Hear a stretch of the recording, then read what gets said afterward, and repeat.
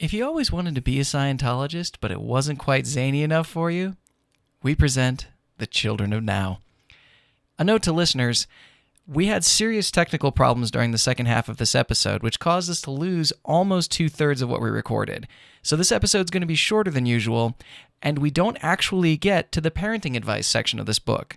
Never fear, her parenting advice is stuff like, take your kids outside and give them vegetables, so you're not missing a whole lot there. We believe the trouble was caused by the spiritual emanation of 9-year-old Nicholas Tensky, the author of the introduction to this book. We believe he visited our equipment in orb form and slathered it with love.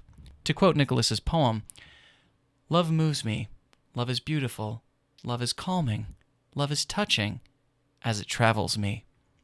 That's great. Keep your love the fuck away from my equipment next time, Nicholas.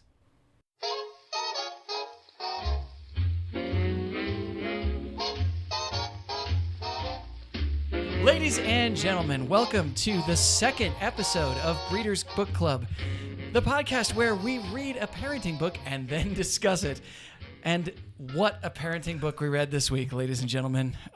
It was The Children of Now, Crystalline Children, Indigo Children, Star Kids, Angels on Earth, and the Phenomenon of Transitional Children by Meg Losey, MSCD, I don't know what that is, and Ph.D. But before we get into this, let's go around the table and say hello to our host this week. I'm John, and let's see, right in front of me is Rich. Hey, how's it going? Rich, can you tell us real quickly what qualifies you to comment on The Children of Now? I got all the way through it without committing suicide. And That doesn't speak highly to your character, actually. that's a fair point. Well, yeah. And I mean, if you'd tried to bring in the swaths of people who killed themselves on chapter 3... Yeah, they're all stacked in the front room. That's what. The house would be a mess, but the podcast content itself. And I do have a lovely 13-month-old child. Yeah, that's what I was getting at. Thank you. Yeah. You can edit that down, right? Yeah, but I won't. Lauren, can you tell us a little bit about yourself? I'm Lauren, and I am qualified to be on this podcast because I willingly care for children every day, including 2 of my own who are still alive. And this week we have a special new guest on our show. Joanna, can you tell us a little bit about yourself? I'm Joanna, and I am a career professional. That line was fed to me by John earlier. And I have a child of my own, a baby, and I also read this book. I'm one of the people who's not related to the author who got all the way through this book. Joanna is a career professional, and that doesn't mean prostitute, ladies and gentlemen. She has a real job. All right, let's get into this. The reason why we read this book is that I was asking around about parenting books that people might want to talk about, and my wife said, I want to know what this Indigo Children thing is that I hear about on Facebook sometimes. So I searched Amazon for Indigo Children, and I found this book, which unfortunately is emphatically not about indigo children. At most, there's 2 paragraphs on it? Yeah, there's a presumption that, of course, you already have read all the books on indigo children. Yeah, that is the required background. We learned a couple things about indigo children, but I feel like I raise more questions than they answer, and we'll get into that in later chapters. But this book covers a lot of territory, as you can see by the many, many subtitles of this book. So I think we should just go through it section by section and see what we learned. This is a little less focused than last week, and the reason why is that I have never read a book that has made me as angry as this book did. I have never been as enraged by a piece of written information as I've seen here. Using the term information loosely. There's an introduction, which I think we should come back to later because... Oh, yeah. Yeah. Yeah. But she starts out with discussing the changes of evolution and the basic science of DNA, which are critical to understanding the chapters that follow. Yeah. Okay. Let's see. So, and this is one of my themes that I'm going to bring up later. That she likes to start with science and then add in the crazy. Yes, I put a formula. Accepted scientific thought plus total bullshit equals this book. Yeah. Well, and never is a source cited in the first 2 chapters. It's just these very confident factual statements. Oh, yeah. Yes, that seem a little crazy, a little kooky to me without a scientific background. Although Okay. later she does reference her source in later chapters. So The voices in her head. Just get back. Her source. I do have a short description of her idea of how evolution works. Okay. So You're going to have to sit through it twice. John is turning purple. So, you've got DNA, which has a double helix. An RNA, which is a single strand. Now, these are described, and I imagine in the actual book there are diagrams. There are. I think I saw the diagrams when I thumbed through. RNA communicates with DNA. Okay. We're still okay. Check. Yeah. Yeah. Kind of. RNA has begun to identify new electric and electromagnetic data that it had previously been unable to identify. Hashtag. This changes RNA's relationship with the DNA strand. Right. DNA proteins have now started firing electrical signals at other proteins on the other side of the double strand. And that, ladies and gentlemen, is how we evolve. Yeah, you did forget one key factor, which is that consciousness also communicates directly with DNA. Right. You're right. Which, yeah, I mean, according to the author. I was trying to stick with the science. I'm so sorry. Consciousness is never really well defined. We know what it isn't. It isn't the mind. It isn't the DNA or the RNA. It That's isn't all a I got. puppy. Yeah, Although boy, it can be a puppy. it sure is a Zen, the spaces between the things kind of concept. It's like a 90s song. So here's the thing with this chapter. I was a DNA scientist for 8 years. I was a computer scientist You're that going down. worked for a genetics project. And from the very first word she speaks, it is pure and unadulterated bullshit from beginning to end. Electrical signals communicate down the line. I wondered when she talked about the chakras in reference to the DNA, I wondered if it was real science. that caught your attention when she matched DNA It was to a red rainbow flag colors. to me, That a was liberal like- arts major. You were with her up until that point. But I was fine with that. Like a chakra is a fucking dot you draw on the balls of a picture. Like, fine. I don't see how that, plugs into the DNA, but that seems like crap. Anyway, but everything these things don't communicate. They stick together. They're chemicals and anyway, you guys don't care. I was really mad all through this section. Well, and I can imagine how mad you were because, I was thinking back to, AP Bio in fucking high school. Yeah. And it took, 2 sentences where I was like, no. No, let's go back. Later we learn that we learn a lot more about DNA than even scientists have discovered, actually, because later we learn that extraterrestrials that regularly communicate with star kids, which we will get to, have 4 strands of DNA. How does it work? I don't know. Amazing, though. Science is complicated. We also just don't have the machines. I mean, she really does address that. She does. We don't have the machines that have enough sensitivity to pick some of these, things up. Which makes you wonder, as you're reading the first 2 chapters, how she knows about it. But again, we hear Listen, in chapter 3 about Joanna, the I'm voices. sensing some skepticism, a lot of it. And, I mean, she really very clearly cites children's names with capital letters. And if that is not enough for you, then I don't know what to say. Which is an interesting point because the book does begin with an introduction from a 9-year-old who introduces himself. Wait, do you remember how does he call himself? He Is that Nicholas? Bringer of Light. Yeah. Bringer of Light. Yeah, Nicholas, Bringer of Light. Is that age 11 or age 9? Age 9. Age 9. Yeah. So, Which explains why it was such a confusing introduction. here's where Rich and I's initial experience of this book is probably different than you guys because Lauren and Joanna, you both just read it, right? Yeah. Rich and I listened to the audiobook. Did you telepathically ingest this And book? that is not outside of the realm of possibility after I've read this book. Well, I felt like I'd always known it somehow. Deep But down anyway, inside. Which is a good rhetorical device, by the way. If you don't agree with something, you know it. It's just so deep that you don't know you know. We're going to steal that in the future. But you just listened to the audiobook, right, Rich? Did you did. ever look at the book? I thumbed through it, especially to find passages for this. But Yeah, so what didn't click with me when you're just listening to the audiobook, because it's read by a woman who deserves a fucking Purple Heart. She's amazing.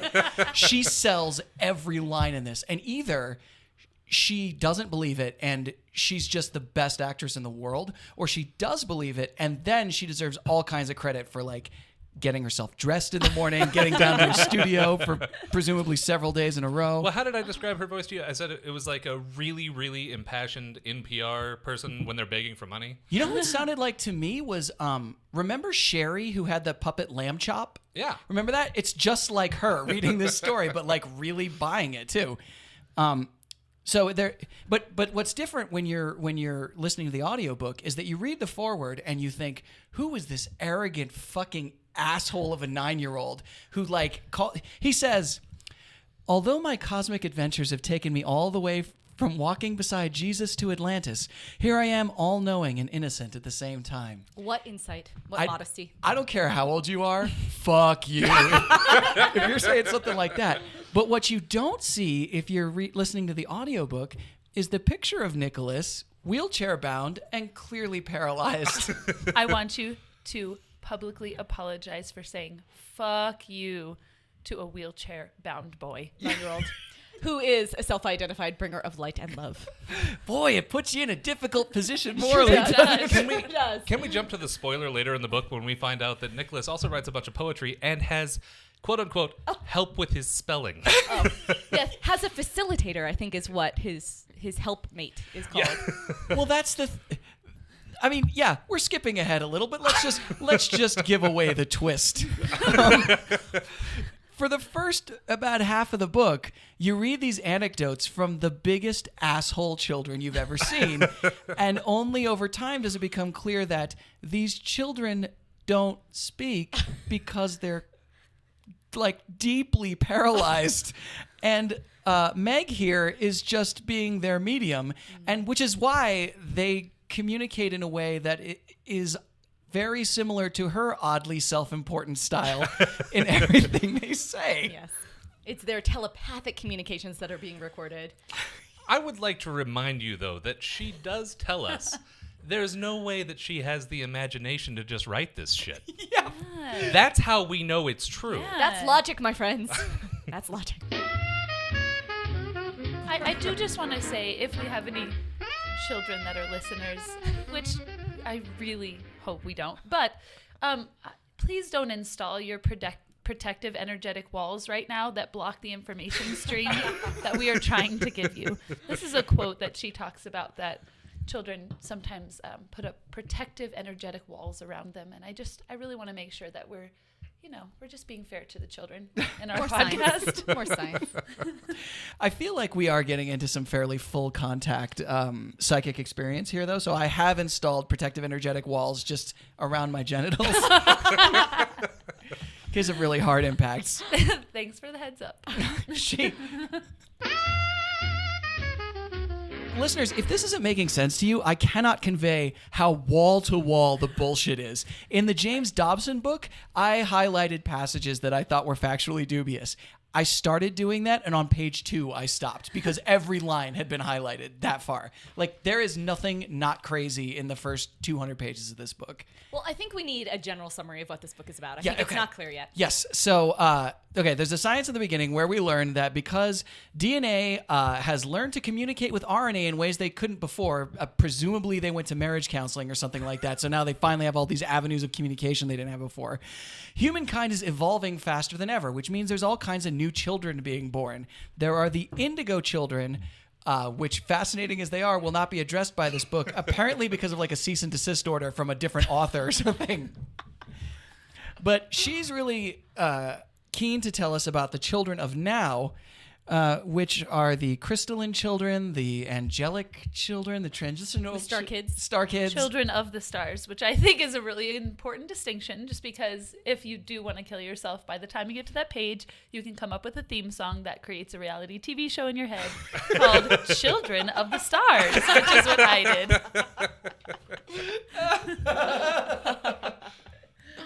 Oh, yeah, that does make me feel better. Right? All of Brad Pitt's multiracial babies. Exactly. Angelina Jolie, she makes regular appearances as well with her kids. All right, so the first kinds of children that, and all these children, I should point out before we talk about what the different kinds are bringing amazing change to this world. It's so important that they are validated and listened to so that they can bring the change that they want to make on this earth. So the first ones we learn about are the crystalline children. Anybody want to take a stab at what the fuck that means? Well, I did write several of the ways she refers to them. She refers to them also, just in case you had read other texts and were confused with her terminology, she also tells you that they're called children of the rainbow or rainbow children. I just it call all them... came together when I read that. I was like, oh, I mean, text. I just call them gay, but, whatever. Gabies, sure. Gabies. Yeah, my main takeaway of crystalline children is they are Aryan and they are super empathetic. Did you? There They was probably have ADHD. that not so subtle undertone of Of the Aryan. racism. Yeah. Yeah, and I was looking for it. And when the kids go to school, they have problems because there's kids from other backgrounds. I saw there. that. Yeah. Well, Who don't appreciate their tousled curly blonde hair and icy blue eyes. every time she mentions a child, with one exception, they have crystalline blue eyes and blonde hair. What, easily 15 mentions of that, I think? Yeah. I started underlining them, and there's a lot. There's a checklist. I think that will help us and help the listener understand what crystalline children are. It's on 107. Page 107. Oh. Yes, ladies and gentlemen, this book is 252 pages long. I kept checking, and it stayed the same.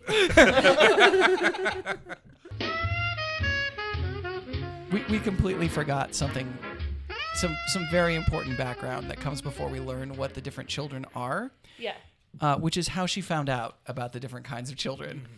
Orbs are people too. The chapter called Orbs Are People Too. Which grabbed me, I've got to say.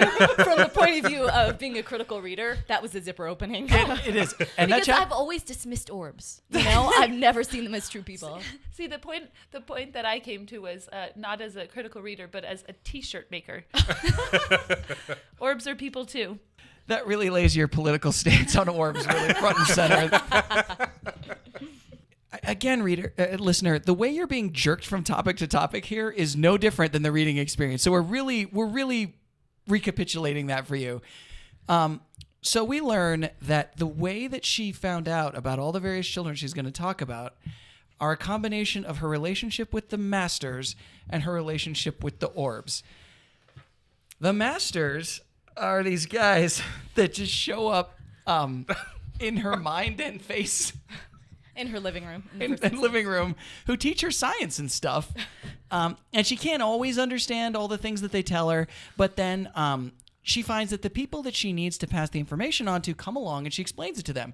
Like when the masters told her about the DNA relationships and the new kinds of communication and everything, and then lo and behold, just a few days later, a geneticist appeared at her door, not knowing why she'd come, and Bound and gagged. That came later. And explained how scientists had just the week before discovered the very things that she was saying that are absolutely factually accurate. And putting aside that they're not factually accurate, like that's not, scientists don't say things like that. Scientists don't say, we discovered that the week before, because a scientific discovery doesn't happen in one discrete moment. Anyway, so yeah, the masters are critters who show up. Yeah. And it bears repeating while we're on the subject of random people who show up at her door ready to be enlightened by her. I do have a list. One of those people is a nuclear engineer? Am I remembering this correctly? It is a nuclear engineer. She marries. Yeah. So I think it's important for us to think about this, that she is married to a scientist. Well, so I want to wait. Hold on. It is not important to keep in mind she is married to a scientist. It is important to keep in mind that she is married to the orb of a scientist. That is practically, or for all purposes, an apparition. Well, that is true. Is it ever clear that the nuclear engineer is a person versus an orb? Well, orbs are people. What? Look at me again. I'm backsliding into this kind of marginally. We should come back to this question of who she's married to and what it means, because this plays into a sub-theme that I think is actually playing out through the entire book about why this book was written. Because much like the Bible, if you don't understand the motivations of the people who wrote it, it's very hard to understand it as a whole. People who wrote it, blasphemy, blasphemy. Sorry. The orbs who inspired it to be translated. So the masters show up, they teach her science, they explain things to her. We don't hear much about the masters again after she mentions them because they're not the reason for this book. However, it should be noted that she does say, when the masters want me to do something, they do not stop until I agree. They do not stop until I. And that's when she's clear that this is voices in her head. Yeah. And she does admit that can be annoying. So I do, since we're on the is a topic, burden. I just and I know that we have to eventually link why she is talking about these visitations to her communication with children. It might be a bit tangential right now. I'm sorry, listener. Wait, why are you taking this more seriously than she did? Okay, so the masters that visit her, the first one that visits her is a wizard in crimson robes, then a geneticist, nuclear engineer, Future husband. rocket scientist. See, I really like that she puts that one in there because that, of course, is, I think, just like this default language that a lot of us use. Like, in case you don't believe me, what are you, some kind of rocket scientist? Or she like... I don't think that anyone really self-identifies as a rocket I scientist. don't think so. Like, we could go survey the employees at Lockheed Martin, but I bet you not one of them calls himself a rocket scientist. I like the idea that she just wrote Smarty Pants in the first draft, and then when the Orbs edited it later, it doesn't sound credible. Yes, because she goes on, biologists, pathologists, and I put in parentheses, and pathological liars. Naturopaths, I'm so sorry, I don't know what that is. Homeopaths, acupuncturists, movie producers. So when I did acid, like only frighteningly distorted Pink Panthers came to me. But do we know that those people visited in orb form? I believe so. I thought that maybe they didn't visit in orb form. I don't know if their physicality is ever, except for the like, crimson robes. It's like the telepathic communications with children where you'll just catch it much later on. It's never really spelled out whether the so child ever opened his mouth. I'm so embarrassed that I assumed that those people really showed up. I did. You should be. Yeah. Oh my God! I just read a list of what did not tip you off? The wizard in crimson robes. First of all, I admit I was skeptical about that. and movie producers. Like, I mean, No, the movie producer's real because later she talks about how he was in. Oh my gosh, you were duped. No way that's not true. We'll get back to the movie Okay. producer. Anyway, people show up at her door serendipitously, perhaps in orb form, perhaps in actual form, perhaps as mystic emanations that tell her to orbs do ring things. the doorbell? No, orbs don't need to ring the. Why are they at the door? See, she clearly says at the door. Then maybe that's why they're real. Let's just say they're real. Let's just say they're real. Orbs come. Thank you. Well, orbs are, as you know, beyond space and time, but they show up at the door to be polite to us. They come down the chimney. Well, and we gifts. should really, we haven't really explained what orbs are. Orbs, gentle reader, are, you Listener. know when you take a picture and it's really bright outside and the dust on your lens sort of makes a funny little dot, like a little hazy dot?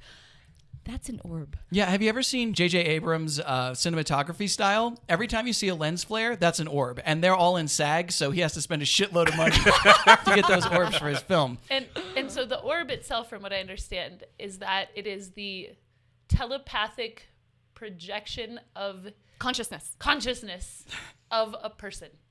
Or an alien. Or an alien. Yeah, or someone who's died, or someone A who's bee. not yet lived. A bee. A being. Oh, no, I like it that maybe they're bees, too. Who knows? Every time I meditate, I'm covered in bees. So, oh, God, this is going to be one of those books where we're not going to get anywhere. Okay. So this is where we've come from so far. A lot of BS science. And the source of that science is orbs and voices in her head. But we learned that the seminal moment for her to, realize that the children of now need to be written about is that she was invited to a conference and she was asked to talk about the children. Everybody wanted her to talk to the children. So she said yes and accepted money for this speaking engagement. Well, she actually heard a voice in her head that told her to speak about the children at a conference, and she resisted, as any originally semi-sane person would do. Upon hearing a voice in one's head. I mean, just to unpack what this book is like, she is asked to speak at this conference. A voice in her head tells her to, and she goes, "No, I haven't prepared." That's the reason why she doesn't want to listen to the voice in her head.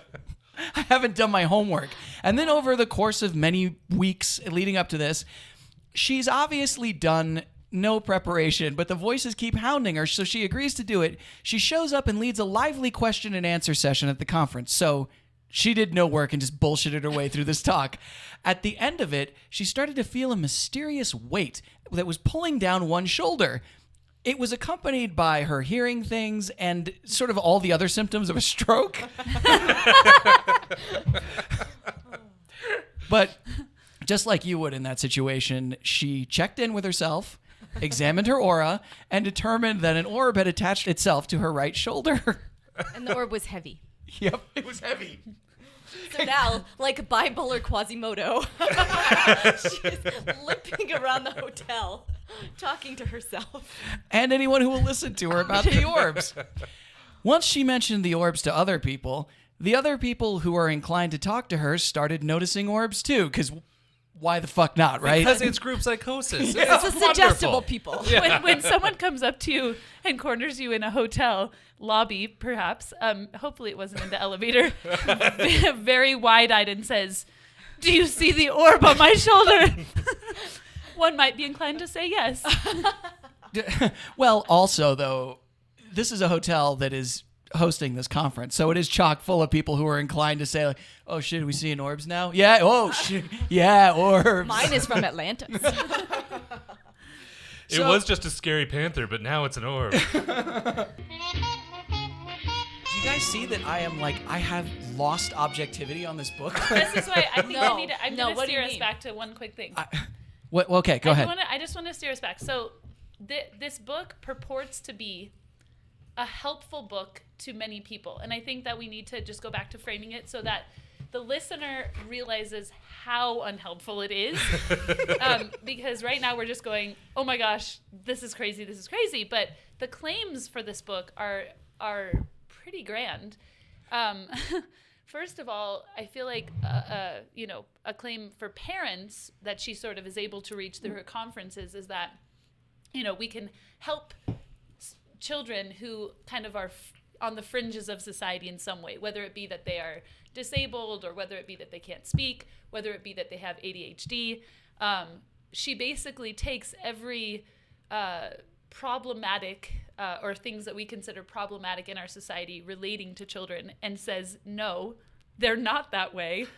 They are crystalline. They are children of the stars, or they are our beautiful silent ones. And that answers the question that kept running through my mind as I was reading the first couple chapters of why did a publisher actually put this book out? And it is money. It is money because this book is about, hey, parents who have a disabled child, a child who's been diagnosed with ADHD or autism, and she never uses the word, but it's pretty clear when talking about the angel children, schizophrenia. Yep.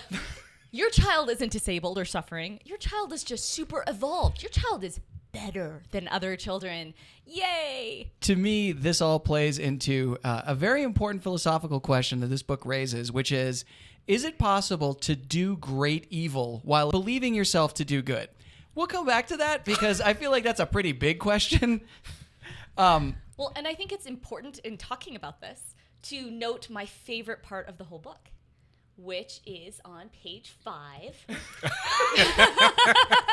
This is because she didn't make it past page 5.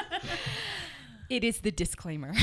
I have never seen anything like this before. I have read in the last 6 months a lot of parenting books, mostly at 3 a.m, and they all have something in them saying, warning reader, the writer is not a medical professional. Do not do anything that your doctor advises against, right? You just cover yourself. The publisher throws that in. I have never seen anything like this disclaimer. It is the kind of disclaimer that you see on products. It's no in capital bold letters. It says no warranty, express or implied, is delivered by the author or publisher with respect to the contents of this work. I've never even heard of that. That's like, I just would love to have been in the meeting where the lawyer and the publisher sit down and the lawyer's like, you cannot publish this. This is dangerous. We have to stop you. Have you actually read it? If I were to say, believe that my child was an angel child and thus withhold certain early interventions that they probably needed as a result of reading this book, and then later decide Take him off the antipsychotics that were prescribed by his medical professional. Remove him from the mental ward. Yes. And then he, kills a whole bunch of people or something. Because or forms a coven like Heather. Don't jump ahead. Yeah, let's say he kills a whole bunch of people, which is his right because he needs to be validated and acknowledged too, and all of his Super needs. evolved, Yeah, because he's super evolved. Would I be unable to sue the author of this book on the basis of that disclaimer? Well, the lawyers of this publisher sure hope so. Again, never seen anything like this. Never. You were going to say something before I spilled a soda all over the place. No, that I just wanted to make sure that the listener knew that there is an implied purpose behind this book that is not only, bound in a parent having a child that is different, but also she does have a section about schools and how, we can help children of now. I wanted there to be a theme song in schools as well. And then children of now. It's like, woo, they need capes. I've just decided they just need capes. But Some sort of identifying marker might be good. Yeah. Other than definitely. blonde hair and blue eyes. And then that was really all. I just wanted to make sure that I feel like we were talking so much about how batshit crazy this person is, which they are. I'm just going to say it. But that the really crazy part about this is that the true implication of the book is to help people. Yeah, she certainly has a positive impulse behind this, and the way that it gets weaved into her ongoing psychosis is really fluid. For example, while she's at this conference, she's having a psychotic break. She's seeing orbs everywhere. They're weighing her down and making her walk funny. And after she gave her bullshit Q&A session, people wanted to come up to her and talk to her about their very special, parentheses, crippled children. That's when she realizes that the mental breakdown she is suffering is deeply related to the children that want to talk to her because the orbs are children. Ba-boom. And that opens up the floodgates for all of this information that she's about to receive from the other worlds about the children of now. Which, if you hadn't read this book... Children of now! I'm the children of 8 minutes ago. Can I be in the children of now? Hell no. But you might be an Indigo kid. Actually, Get the fuck outta here. she does cite that children of now are usually, I think that they were born between 1996 and 1997. She's weirdly specific. Yes. Crystalline children were born in 1996 or 1997. Yeah. Because, as the listener knows, that's how evolution works. No. I feel like there's a good reason for them all to be like she knows what year they're all born, and that's because either she's thinking of a specific kid that she likes, as is the case with crystalline children, she likes her granddaughter, or there's a specific group of children that she doesn't like or feels sorry for that she's calling out. For example, transitional children who have a lot of acting out behavior issues, sometimes drug use, sometimes sexual promiscuity, all happen to be born in an era would make them teenagers at the time of her writing. In a shocking coincidence.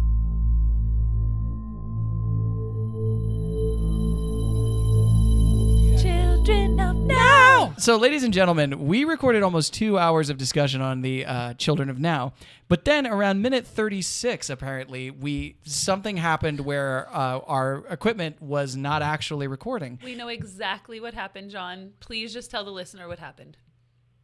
The orb.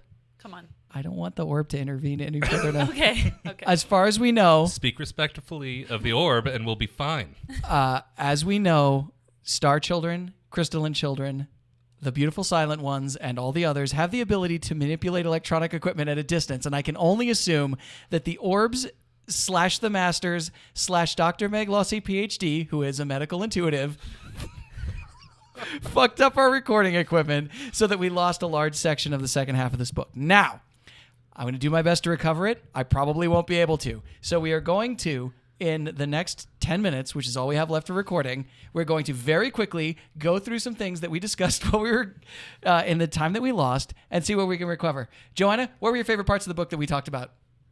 Doesn't like to be put on the spot. Rich. I don't know. There's science and stuff, but it's not science. It's actually bullshit. And I think we got to some of that, but not all of it. We don't need to rush. Oh, God. Let's see. We covered a lot of things that we... Go ahead. How about the alien? Did we hit the alien? We talked about aliens. We talked about the Styrins. And so we have a child who she communicates with. I don't think we know if it's telepathically or in person, but the child basically spins, we think maybe actually speaks with this child because the child tells her a concoction of stories that clearly are derived from comic books and movies about how he is actually a scion of a master race of aliens, the Styrins. Styrins. She does spell it differently each time. I like the idea, though, that they are related to Howard. A large black hole did tragically suck away their planet and causing the Styrins to... only the Styrins that were on spaceships lived, exactly like the plot of Star Trek. Let's see. We discussed how the many children that she communicates with are actually paralyzed and cannot speak, and that they are being translated through various media. They're called Our Beautiful Silent Ones. She includes actual pictures of some of these children, which make you really feel like shit if you're reading this book. Exploitative. The first time we talked about it, we were a little more lighthearted. The second time, we're going to say, fuck you. In fact, there's a general litany of fuck yous to a lot of people and a lot of behaviors in this book, between Dr. Meg Losey's dancing around and singing at people in order to heal them with magic light when she lays them on their table, to I don't know. Remember there was Brittany the cussing witch who committed suicide. Yeah, we discussed Dr. Meg Losey as serial killer. Yes, I think Rich actually cataloged all of the various corpses. I did. Wait, We'll just quickly recap them now. Dylan, the sick Katrina kid, who told her he was ready to die instead of telepathically, instead of saying goodbye to his family. The dog found by Trevor outside. Trevor found a dog that was in trouble outside. Asked the dog if he could reach inside it and help it. The dog didn't live. We've got Brittany the witch, who came in and was real bitchy to Meg, and Meg was real bitchy back, and that turned her right around until Brittany later died. We don't really know how. And we've got Michael the angel, who is probably dead, whereabouts unknown. Who has real wings. He's what do you call the angel kids? I don't know. Schizophrenics. Oh, yeah. And so forth, ladies and gentlemen. But the most important thing that I think we left out was that Lauren decided that the person who should most read this book... It's Hal Prince, the prominent Broadway producer. We really feel like this could make a great plot for a musical, a true ensemble piece, as Rich was talking about. We're seeing a lot of set ideas with DNA staircases and flamboyance and crystals and all sorts of goodness. And Flamboyance? Yeah, just some flamboyance. Come on, it's a Broadway musical. It is Broadway. Oh, flamboyance. I thought she was saying flamboyant, as if they're medical empathics. I'm a medical flamboyant. Yeah. That's probably one of her acronyms. I don't think that... Okay, I think that we should still recreate this musical. We lost it the first time, but I believe we can recreate it even bigger than we did before. Okay. Will you play Dr. Meg Losey? Absolutely. Let's see. I'll play Nicholas, Child of Light. Okay. Rich. The first part should technically be silent, with just underscoring while we telepathically communicate. Oh, Okay. and then a big lighting change, you're bringing the audience into the telepathic communication. Yes, I like it. And then they're, damn. Could you guys please underscore a bit? Yeah, I'll underscore a bit. Come on, draw on your extensive a cappella background, Diana. Done. Yes. Okay. No. That means make some sounds.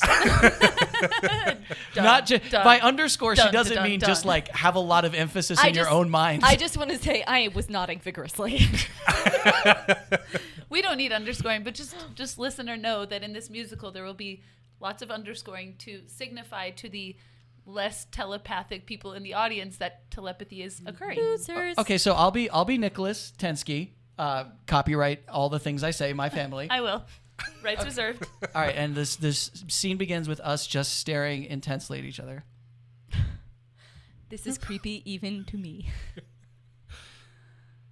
You're telling me some things I didn't know about.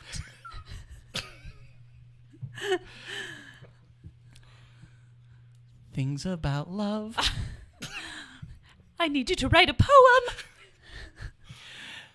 Well, there's love in my heart, and there's love on Tuesdays. Also love in my family. 'Cause the love, it drives all around. You could even say the love travels me. travels me. Orbs, take it away. It's sort of a whale kind of an orb. Now, Hal Prince, I don't know if you are still listening, but just know that this is a good idea. Children of now. And how. Ladies and gentlemen, sorry about the technical interruptions to this podcast. We'll do our best to turn this into something listenable. Lauren will be stabbing me after this podcast, so I won't be rejoining you. I won't be stabbing you. I'm just probably going to be making your life a living nightmare. In orb form? Yeah. Don't look at me pooping. That would be so upsetting.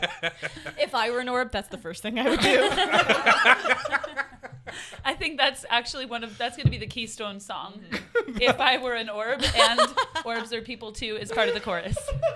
The dumps I'd be watching well. All right, next week we're gonna be reading Beyond the Sling, a real life guide to raising confident, loving children the attachment parenting way, written by TV's Blossom.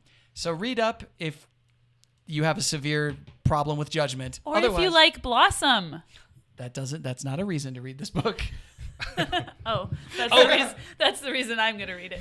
And I need to acknowledge that was a listener suggestion, and so, if you suggest things, it might actually happen. Yeah. Just saying. And that's it's a like little magic. plug for, we have a listener. Her name's Fanny Fudge. We covered this last week. Actually, she may not have listened. She just likes us on Facebook. But fuck that. All right? So, ladies and gentlemen, this is Breeders' Book Club. I'm John. I'm Rich.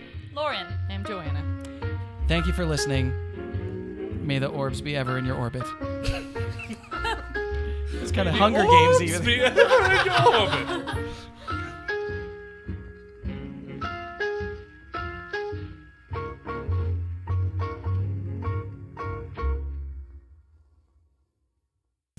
Today we are joined by Baby Girl. No, it's Lil Scrap. Little Scrappy? Yeah, Lil Scrap. Little Scrap. That's my street name. We'll tell you, we discovered a... I like it because it suggests that there's just a little bit of you left and the rest has been used up and discarded.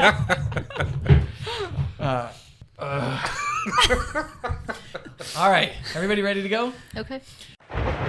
This has been a Comcar Drive-By production. This is for you, Jeffrey.